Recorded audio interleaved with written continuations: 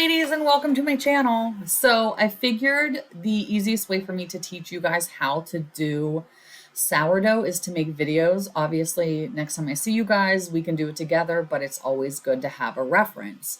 So first video, we're just going to go over, the beginning steps. It is a process. It's not really as hard as they make it, but can be time consuming.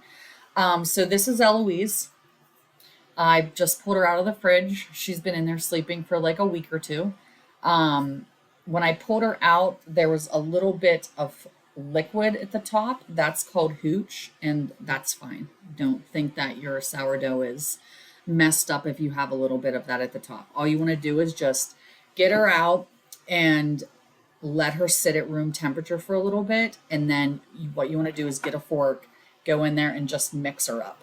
I let it sit a little bit at room temperature before I mix it up because when you bring it out of the fridge, it is tough and hard to mix. So she's almost at room temperature. So once she gets there, what we're going to do is we're going to feed her in a ratio of 1 to 1 to 1. So let's say 100 grams of starter, 100 grams of flour, and 100 grams of water. And whatever's left over that I don't use is considered discard. So you can make a ton of stuff from that.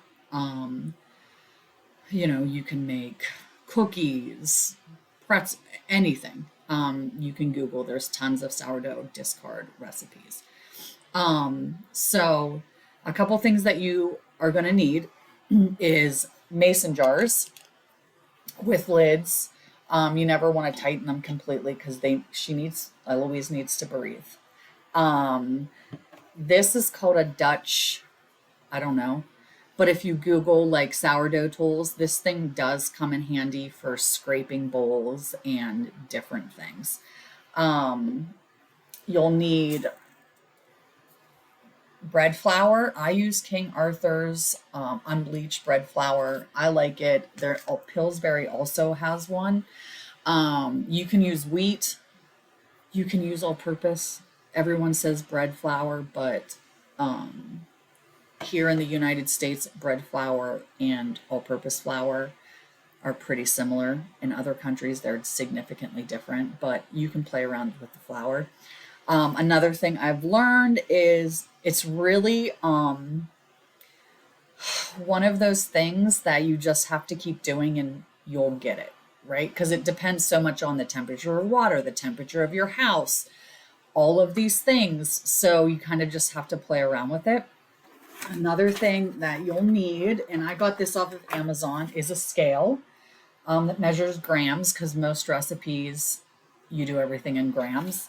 Another thing a lot of recipes use is sea salt, especially for bagels and bread. And then another thing that I think is super useful is shower caps. You can also use plastic wrap, but I'm all about, less waste. So you can use just regular shower caps.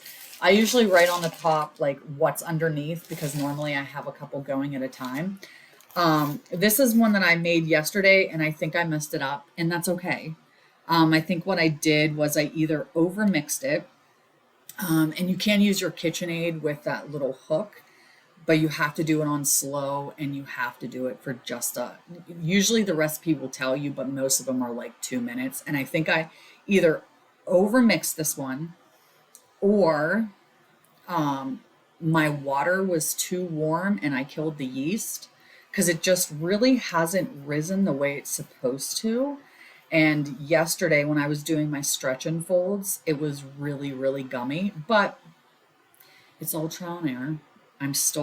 So what I did was it didn't really rise in my bulk rising, which was 8 hours on the counter. And that's when you do your stretch and folds, which we'll do stretch and folds in another video. And then you have to cold proof it for 8 hours. It rises a little bit in the cold proof, but it should have doubled in size on the countertop, and it really didn't. But another thing you'll need is like these like linen cloths, I guess they are, for when you bulk after you do your bulk on the countertop, then you put this in. This is called, I think, a bantam, this little bowl. And you put this here, you flour it, you put your dough in, you put a little flour, you cover it with the shower cap, and you put it in the fridge.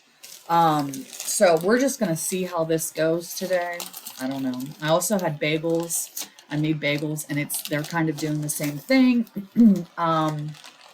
It is better to use filtered water. And now that I think about it, I didn't.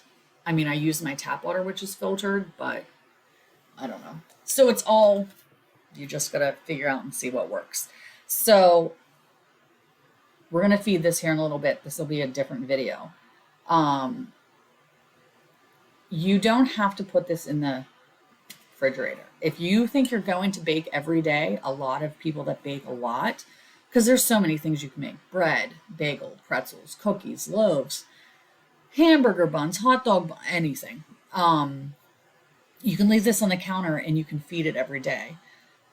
I don't have time for that, and I don't bake that much. I bake once a week. So once we feed her, I am going to bake in case my bagels and bread don't work out that I messed up yesterday. So I'm going to bake with her today. So I will, in the next video, tell you the different things that you can do if you're going to bake or you're not going to bake. But some people leave these things in the fridge for months and never feed them. I try to feed mine at least every 1 to 2 weeks, just to keep her healthy. But all right, so next video, we're going to go over how to feed Eloise.